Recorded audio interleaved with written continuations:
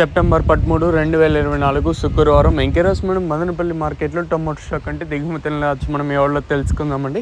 నేనుతో పోల్చుకుంటే దిగుమతి తగ్గిందా లేదా పెరిగిందా వీటిని ఎవరిలో తెలుసుకుందామండి. తెలుసుకునే ముందు ఛానల్ సబ్స్క్రైబ్ చేసుకోవద్దా, ఇంకెందుకు ఆలస్యం ప్లీజ్ లైక్తో సబ్స్క్రైబ్ చేసుకోండి. మీ కుడి చేతి పక్కనే సబ్స్క్రైబ్ బటన్ అయితే ఉంటుంది.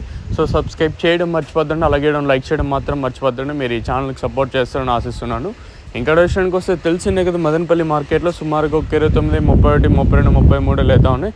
33 మండీలకి ఏం రాలేదులే, కానీ అంటే ఓవరాల్గా ఏమన్నా కొత్తగా మ్యాటర్ ఉంటే చెప్దాం అనుకున్నా. రోజు నిన్న విషయంలో తక్కువగానే వచ్చింది. ఇలా చెప్పి నాకు కూడా కొంచెం విసుగు వస్తుంది. ఎందుకంటే కొంచెం వేరియేషన్స్ అటు ఇటు ఉంటే మీకు వినడానికి బాగుంటుంది కదా, నాకు చెప్పడానికి బాగుంటుంది. సో అన్న రోజు చెప్పిందే చెప్తాడంటే ఇంకా ఆడ వచ్చేది అట్లా వస్తున్నాయి కాబట్టి మీకు నేను అలా చెప్తా ఉన్నాను.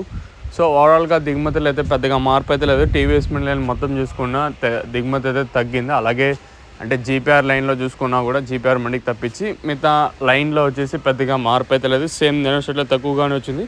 మరి చూద్దాము దిగుమతి ధరలు అనేది ఏ విధంగా వెళ్తే చూడాలి.